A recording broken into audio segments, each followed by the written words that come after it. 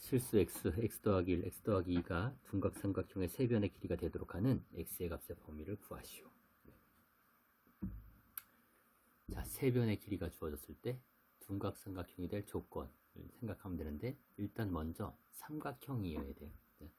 자, 삼각형이 갖고 있는 가장 중요한 특징이 뭐냐면, 갖춰야 될 조건이 뭐냐면, 두 변의 길이의 합은 항상 다른 한 변의 길이의 합보다 커야 돼요. 따라서 가장 큰 것과 합하게 되면 나머지 하나보다 다 크니까 작은 것 두 개의 합이 가장 큰 것보다 커야 돼요. 따라서 첫 번째, 작은 것 두 길이의 합이 긴 변의 길이보다 커야 된다. 이게 첫 번째. 그 다음에 둔각이다 그러면 한 각의 크기가 90도보다 큰 삼각형을 의미하는 건데, 그럼 각의 크기로 둔각삼각형 이라는 삼각형의 종류를 표시한 건데, 우리가 하는 건 변의 길이란 말이에요. 그래서 길이를 가지고 각을 대신할 수 있는 방법은 없을까? 근데 우리가 길이를 가지고 각에 대한 설명을 해본 적이 있어요. 피타고라스의 정리.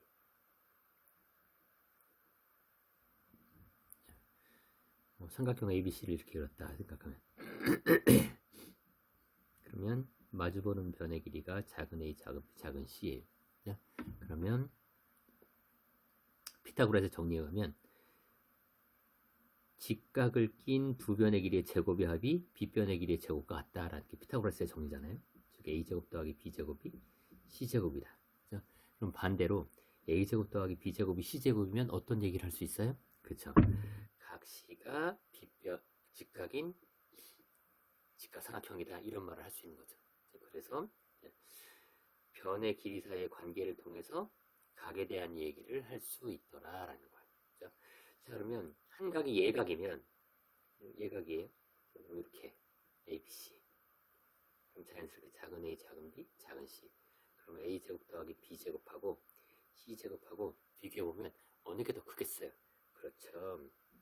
a제곱 더하기 b제곱이 더 크겠죠. 자, 그러면 각 c가 둔각이면 ABC, 작은 a, b, 작은 b, 작은 c. 그러면 a제곱 더하기 b제곱, c제곱 중에 뭐가 더 크겠어요? 그래서 당연히 c제곱이 더 크겠죠. 그래서 변의 길이가 주어졌을 때 둔각삼각형이다 라는 걸 이용하려면 a제곱 더하기 b제곱이 c제곱보다 작다, 이거 쓰면 돼요. 그럼 가장 긴 변의 길이가 x 더하기 c2니까 요것에 대응하는 각의 크기가 둔각이다, 그 소리죠. 왜냐하면 변의 길이는 각의 크기에 비례해요. 각의 크기에 비례한다라는 건 아니고, 각의 크기가 커지면 변의 길이도 길어져요.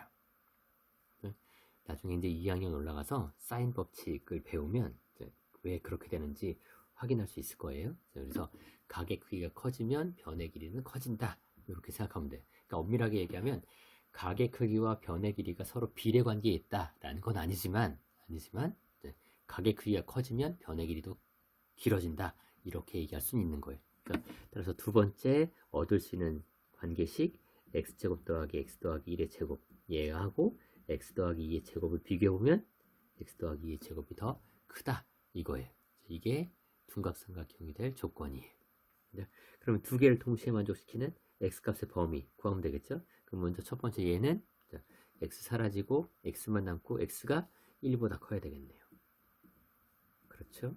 자, x가 1보다 크다.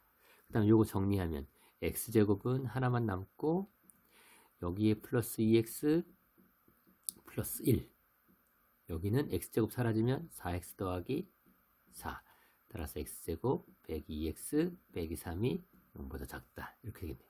그럼 인수분해하면 x 더하기 1 곱하기 x 빼기 3, 따라서 x값의 범위는 마이너스 1과 3 사이. 그러면 요것도 만족해야 되고 요것도 만족해야 되는 거니까 둘의 공통인 부분, 따라서 x값의 범위는 1과 3 사이, 이렇게 정리하면 됩니다.